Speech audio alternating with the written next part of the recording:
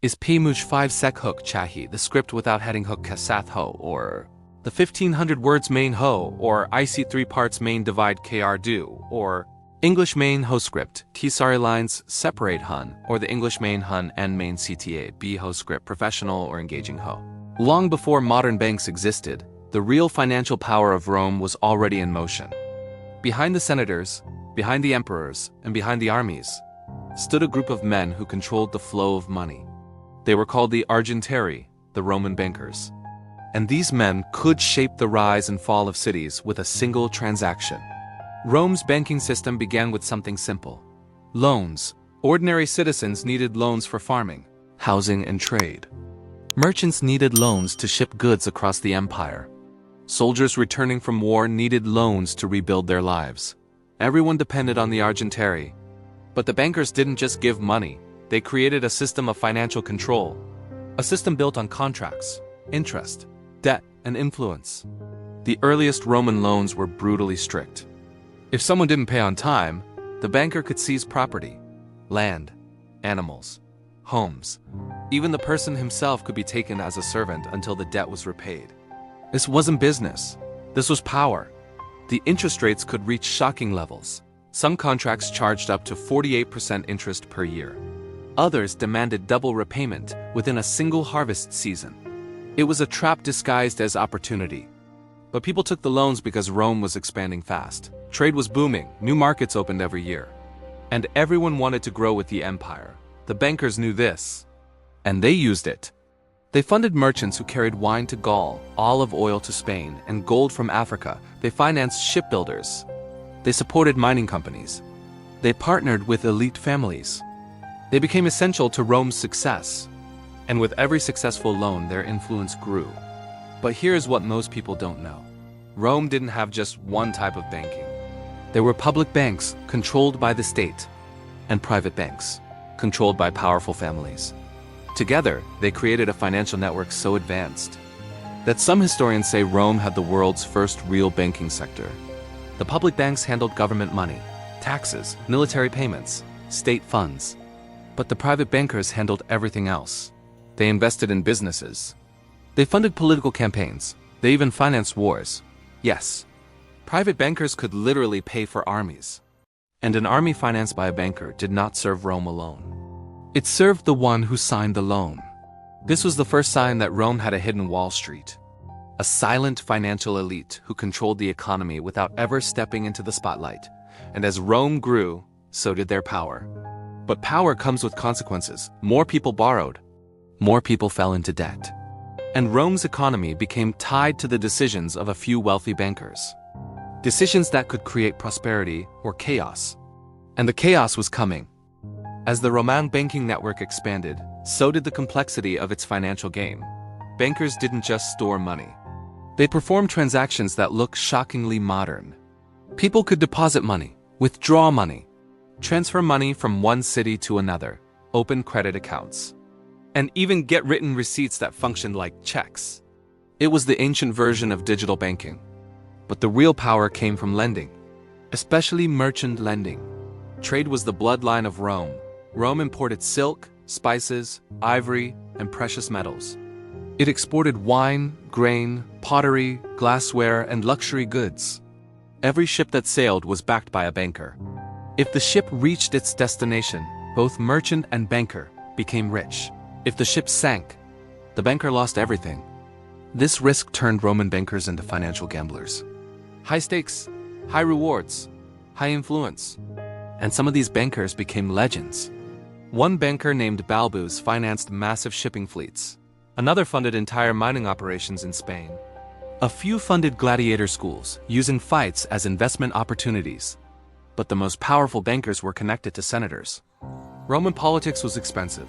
Campaigns, bribes, public games, votes, everything needed money. And that money came from bankers. A senator funded by a banker became a senator loyal to a banker. This allowed private banks to control political decisions. Tax laws, trade regulations, property rights, all could be influenced with the right amount of money. It was the Roman version of corporate lobbying. But the system started creating cracks. Interest rates went too high. Loans became too exploitative. Debt slavery began to rise. Poor people were trapped. Merchants struggled during bad seasons. Farmers were crushed by taxes and interest. The economy was becoming fragile. Then came the major shock. A massive banking crash in 33 AD, one of the earliest financial crises in history. Too many people borrowed. Too many loans defaulted. Property prices collapsed. People rushed to withdraw deposits. And banks didn't have enough money to give back. Sound familiar? It was the exact same pattern as modern bank runs. Rome witnessed it 2,000 years ago. Emperor Tiberius had to step in with emergency loans backed by the state. The Roman government bailed out the banking sector, just like modern governments do today. But this bailout also proved one thing. Rome's economy wasn't run by emperors. It was run by bankers. They were too big to fail and too powerful to challenge. And their grip on the economy tightened even more. Private banks now operated with almost no oversight. The public banks became weaker, and the private financial families gained more control. Rome's Wall Street was now stronger than the Roman Senate. The empire didn't know it yet. But these financial imbalances would eventually shake the foundations of Rome itself. As Rome entered its later centuries, the financial landscape became even more dangerous. The Roman government itself began borrowing heavily. Wars became expensive. Armies demanded higher pay. Frontiers stretched thousands of miles. Infrastructure required constant maintenance, but tax revenues couldn't keep up. So emperors turned to the bankers. They took loans to pay soldiers, loans to buy grain, loans to build monuments, loans to fund wars. Rome was drowning in debt.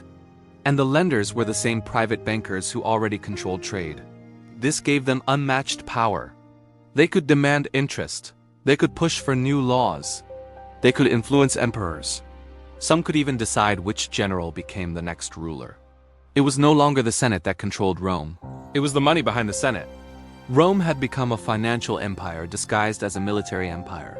Meanwhile, debt among ordinary citizens reached alarming levels. Farmers were forced to mortgage their land. Merchants gave away future profits to survive.